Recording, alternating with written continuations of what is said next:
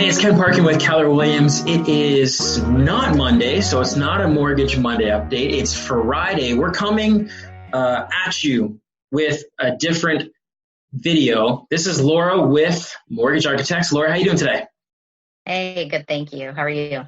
I'm well. So today, actually, let's go back. Yesterday, there was a lot of media outlets that talked about how Canada is on the brink of a bubble burst, how life is ending, New Zealand's falling in the ocean, everything is going, to the absolute ends of the earth in terms of life expectancy for mortgages, real estate, bubble bursting. So we're jumping on and talking about this for a quick minute here, and really wanted to ask you, what is your opinion on these articles that have come out saying that life's over? I think people love to talk about bad news. They love to talk about the doom and gloom, and it doesn't sit well with me because I'm more of an optimist.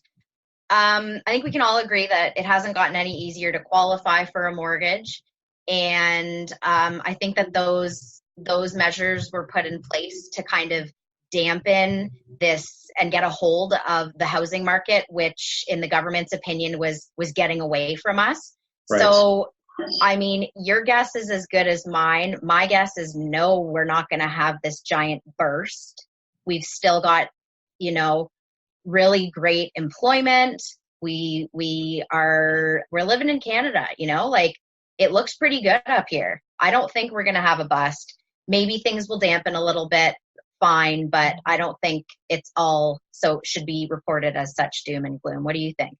Yeah, and I'm on the same train as you with train of thought as that. The challenge, I think, lies. We've got an election coming up in November.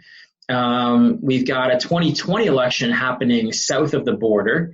And President Trump has put a lot of pressure on the Federal Reserve to start lowering their benchmark rate, which they've actually just done on Wednesday. They went from 2.5 down to 2.25.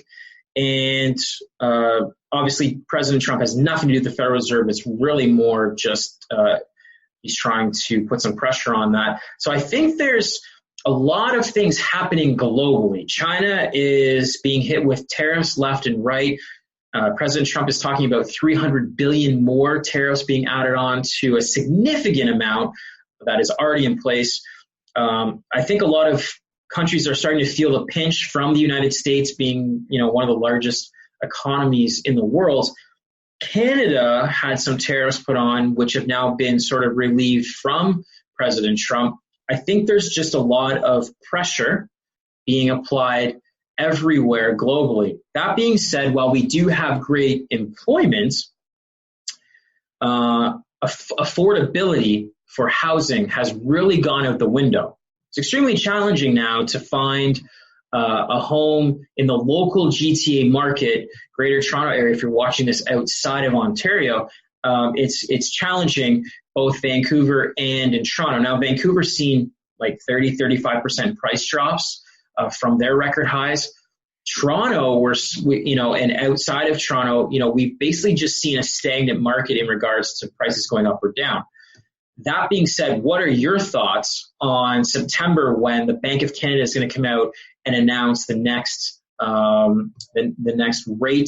mortgage rate information, their lending rate? What do you think they're going to do? Are they going to keep the rates where they are, raise them, lower them? What's your thought? I think the last thing that they would do would be increase them, although we are still below that neutral range, which is between 2.5 and 3.5, sitting at 1.75 right now. Although the states just lowered theirs, I don't think we're going to follow suit. The Federal Reserve last year made a lot of changes, in fact, and now they've just kind of reneged on one of them. So the net effect was 3 increases if you're looking from the beginning of 2018. We've increased over the same time period by 3. Not that everything is, cause and effect necessarily. We are linked. We are, just a border crossing away. But I think I would assume that we're going to stay where we are. I don't see a decrease. and just kind of see how the dampening effects that were kind of put into place quarters prior are going to play out. Right.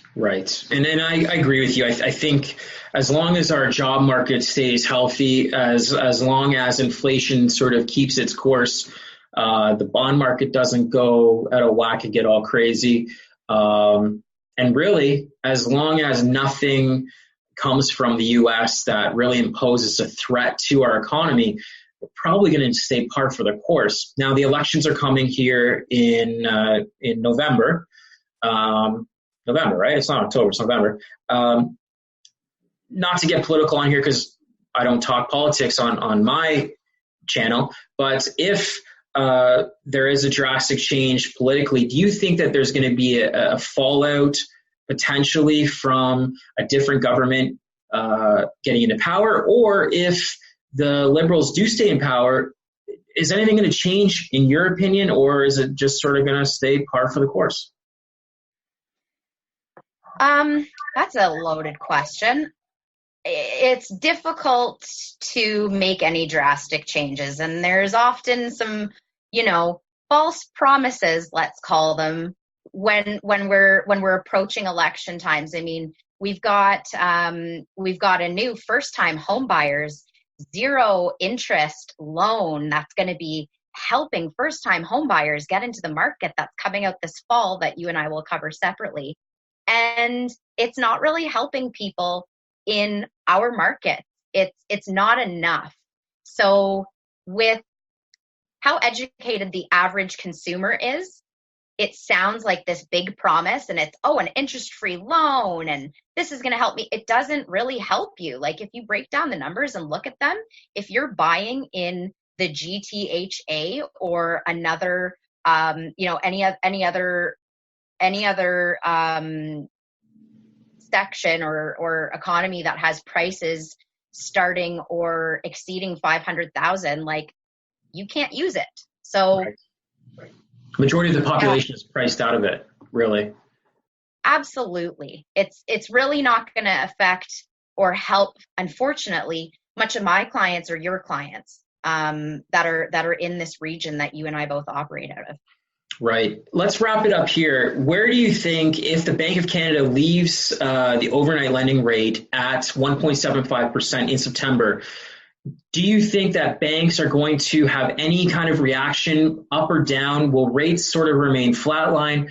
What is your thought process, especially with the variable rate? The fixed rate sort of follows what bonds are doing, but do you think banks are going to have any impact up or down with variable rates, or everything just sort of going to stay the same? Yeah, I would say, because the variable interest rates are directly in correlation to the overnight lending rate based on prime, if the overnight lending rate isn't going to be changing, variable rates shouldn't be changing much either. And on the flip side, as far as fixed rates are concerned, we are right in the thick of kind of the peak of the real estate mortgage season. We've got really great discounts both on the variable and fixed sides.